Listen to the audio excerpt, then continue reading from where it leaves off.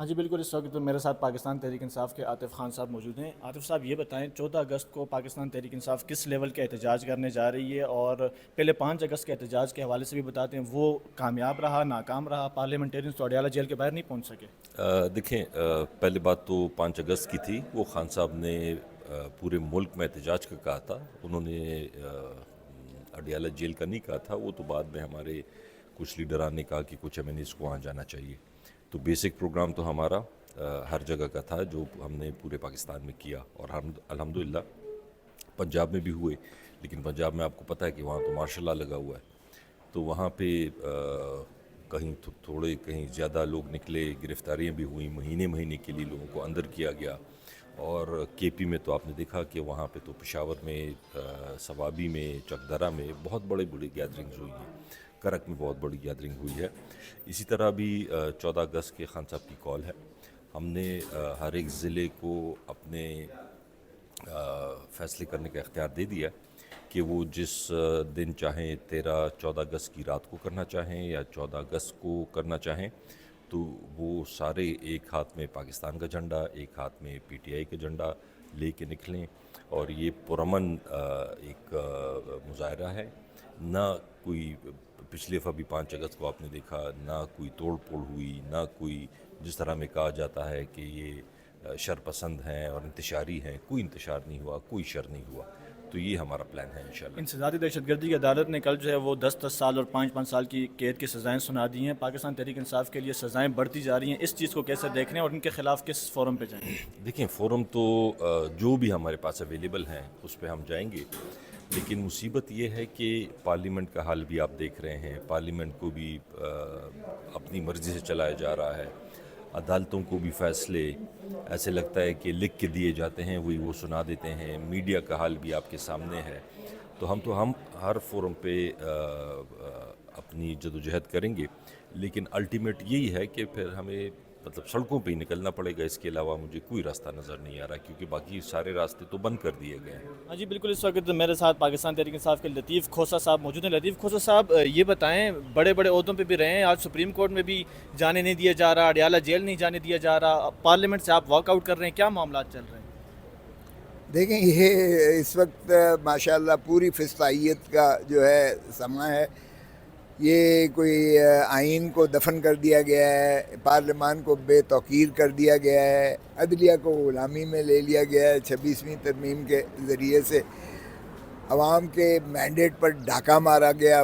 پہلے تو 8 فروری 2024 کا جو مینڈیٹ تھا اس کو تسلیم نہیں کیا گیا، اور پھر اس کے بعد 2/3 لینے کے لیے 26ویں ترمیم کے ذریعے عدالت کو منہدم کر کے ایک فیصلہ لیا گیا آئینی بینچ سے، اور اس کے نتیجے میں جو یہ ہوا کہ ہماری جو 77 مخصوص نشستیں تھیں وہ بندر بانٹ کر کے ماشاءاللہ انہوں نے دے دی اس فارم 47 کی حکومت کو، اور اب 2/3 بھی ان کو دے دی گئی ہے۔ پھر یہاں بھی ان کا جو ہے وہ ابھی تشنگی پوری نہیں ہوئی ہے، پیاس ابھی بھی ختم نہیں ہوئی ہے، تو سزائیں کر کے ہمارے لیڈر آف دی اپوزیشن تینوں ایوانوں سے، پنجاب اسمبلی سے بھی اس کی بھی نشست کو اس کو سزا کر دی، سینٹ میں ہمارے جو ہے Shibli Faraz leader of the opposition کو سزا کر کے نشست کو خالی کر دیا گیا، اور عمر ایوب ہمارے قومی اسمبلی کے جو لیڈر آف دی اپوزیشن تھے ان کو بھی 10 سال سزا کر کے ان کو بھی جو ہے نااہل کر دیا گیا، اور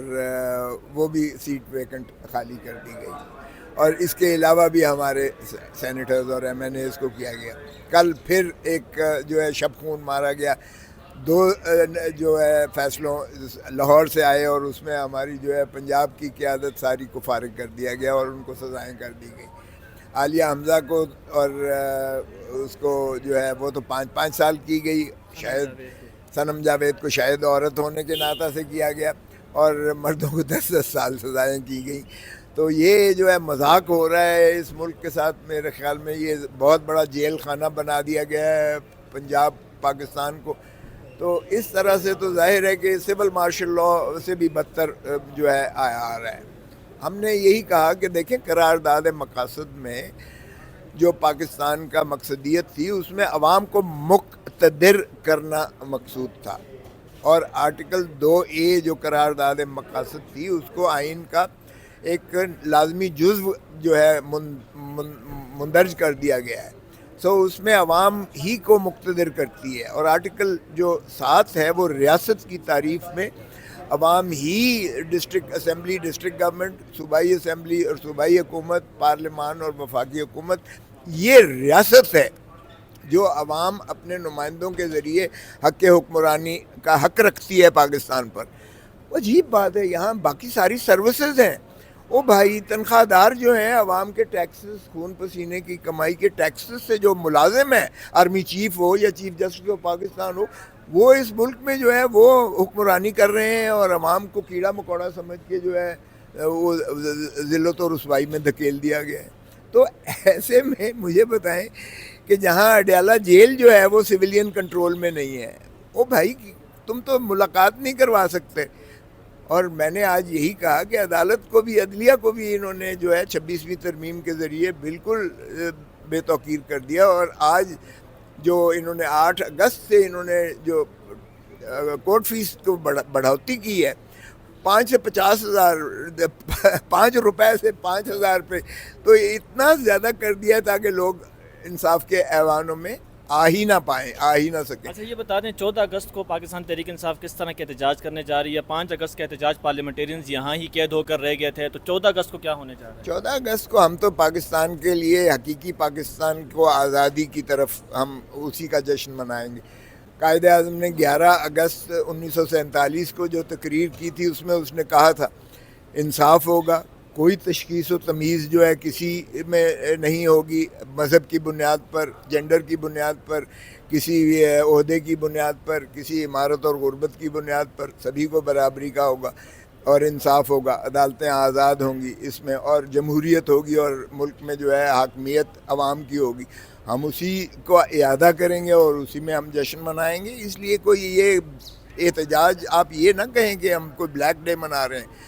پاکستان ہے تو ہم ہیں, اس لیے پاکستان کا جشن ہم اسی ولولے اور جذبے سے منائیں گے, لیکن ہم قائد اعظم کے پاکستان کے عزم کی طرف جو ہے اس کا اعادہ کریں گے اور انشاءاللہ جشن منائیں گے. صاحب یہ بھی بتا دیں 26ویں آئینی ترمیم کے وقت جو ہے پاکستان تحریک انصاف نے اپوز کیا تھا لیکن وہ پاس ہو گئی. اب 27ویں آئینی ترمیم کی جو ہے وہ گردش شروع ہو گئی اور وہ بھی شاید پاس ہونے جا رہی ہے, تو پاکستان تحریک انصاف اس کو اپوز کرنے میں کیا کردار ادا کرتا ہے؟ ہم تو کچھ بھی نہیں کر سکتے, لیکن ان کو ہوش لینے چاہیے, یہ ان کی باری ہے. اب آپ دیکھیں گے کہ جو 27ویں ترمیم آ رہی ہے, کوئی اور امیر المومنین بننے جا رہا ہے, کوئی اور ایوان صدر میں بیٹھنے جا رہا ہے.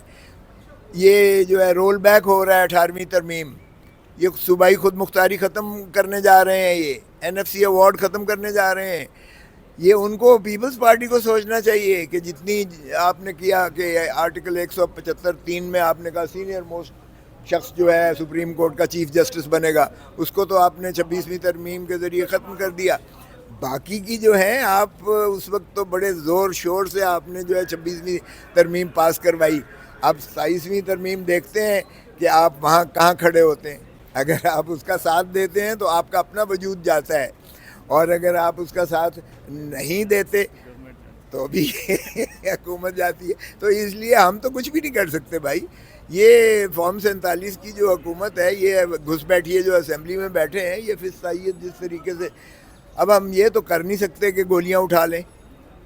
ہم تو جد و جہد جو ہے پرامن ہی کر سکتے ہیں آئین اور قانون کے دائرے میں. نہ یہ قانون کو مانتے ہیں نہ یہ آئین کو مانتے ہیں.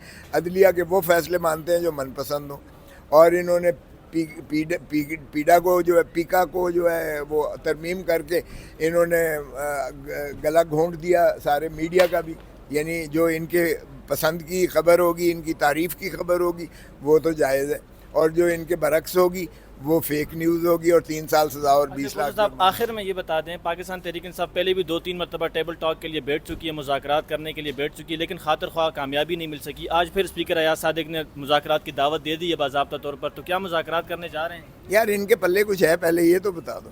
اگر تو ان کے پلے کچھ ہے تو پھر تو ٹھیک ہے. یہ اگر ملاقات بھی نہیں کروانے کے لائق ہیں, وہ بھی نہیں کروا دے سکتے, تو پھر ان کے ساتھ مذاکرات سوائے اس کے کہ دے آر بائنگ ٹائم, اپنا طبالت دے رہے ہیں, اپنے آپ کو کھینچ رہے ہیں اور بیوقوف بنا رہے ہیں. پہلے بتائیں تو صحیح ان کے اختیار میں ہے ایک جیل جو صوبائی حکومت کی دسترس میں ہے اس پر تو ان کا کنٹرول ہے نہیں، وہ ایک کرنل چلا رہا ہے اور یہ ملاقات تک تو کروا نہیں سکتے.